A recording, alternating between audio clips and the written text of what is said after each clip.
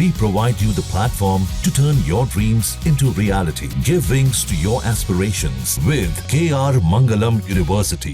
उत्तर प्रदेश में न्यायिक रिपोर्ट ने सबको चौंका के रख दिया। दरअसल उत्तर प्रदेश की सियासत में संबल हिंसा पर आई न्यायिक आयोग की रिपोर्ट ने नया बवंडर खड़ा कर दिया है। मुख्यमंत्री योगी आदित्यनाथ को सौंपी गई लगभग 450 पन्नों की इस रिपोर्ट में कई सनसनीखेज खुलासे किए गए हैं।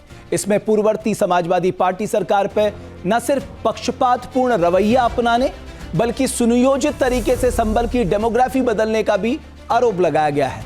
रिपोर्ट में उन वजहों पर भी रोशनी डाली गई है जिसके कारण संबल में हिंदुओं की आबादी सबसे महत्वपूर्ण क्या है। ये आबादी आजादी के समय 45% थी हिंदुओं की, आज वो घटकर 15 से 20% के बीच रह गई है। इसके लिए कौन जिम्मेदार है? अगर हिंदुस्तान में हिंदू सुरक्षित नहीं है तो कहां होगा?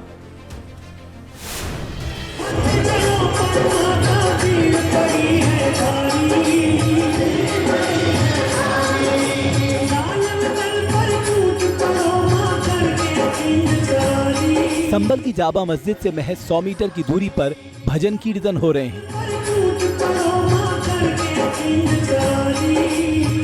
गणपति बप्पा के स्वागत में लोग हर्षोल्लास से डूबे हुए।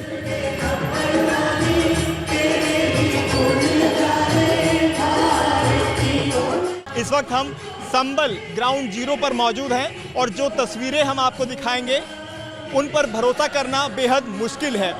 वजह साफ है। आज की अगर हम बात करें तो यहाँ पर आप देखेंगे और आपको सुनाई भी दे रहा होगा कि भजन कीर्तन यहाँ पर हो रहा है और तमाम लोग जो हिंदू लोग हैं वो आरती करते हुए आपको दिखाई दे जाएंगे। बदले माहौल में लोग खुश नजर आ रहे हैं। हालांकि योगी सरकार के आने से पहले संबल के हिंदू समुदाय के लोग पिछले कई दशकों से पलायन को मजबूर हो रहे थे। ये संबल हिंसा पर बनी रिपोर्ट से सामने आया है। करीब 450 पन्नों की इस रिपोर्ट में कई सनसनीखेज खुलासे किए गए हैं।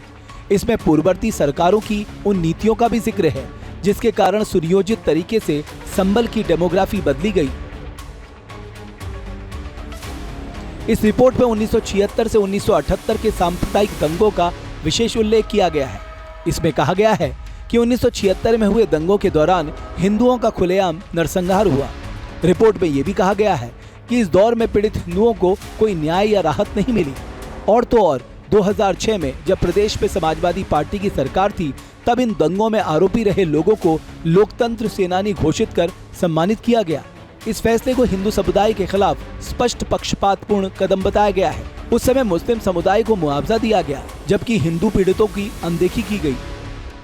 यह है कि कब्जा ऐसा कराया गया कि लोगों को जो है वो मतलब अनुत्साहित करा गया कि यहाँ से किसी तरीके से भी पलायन करें।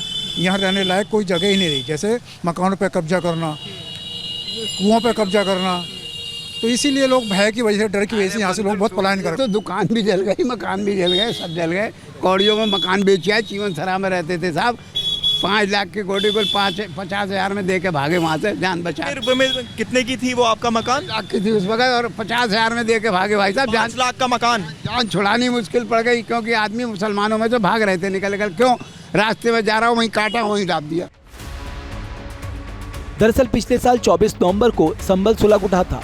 संबल की फिजा में दंगों का जहर फैल गया था। इस दंगों पर बने आयोग की रिपोर्ट ने हरिहर मंदिर से जुड़े गंभीर मामले पर भी रोशनी डाली है। रिपोर्ट में कहा गया है कि 1978 में सकीरुर रहमान बर्क और उनके दादा की मौजूदगी में मंदिर परिसर में होने वाले कीर्तन और हवन पर रोक लगा दी गई। इसके बाद उसी स्थान पर मुस्लिम समुदाय के लिए वजू स्थल बना दिया गया। आयोग ने इसे संबल की डेमोग्राफी बदलने की रणनीति का हिस्सा करार दिया है। आजादी के समय जहां संबल नगर पालिका क्षेत्र में हिंदुओं की आबादी करीब 45% थी, वहीं अब ये घटकर 15 से 20% के बीच रह गई है। रिपोर्ट कहती है ये गिरावट केवल प्राकृतिक कारणों से नहीं बल्कि बार बार होने वाले दंगे, पलायन और तुष्टीकरण की नीतियों के चलते हुई है। जहां भक्ति है हर शब्द में, कथाओं में छुपे हैं दिव्य रहस्य और ज्योतिष देता है जीवन को दिशा। धर्म से जुड़ी हर बातों को जानने के लिए हमारे चैनल स्तुति को सब्सक्राइब करें। चैनल पर जाने के लिए इस लिंक पर क्लिक करें।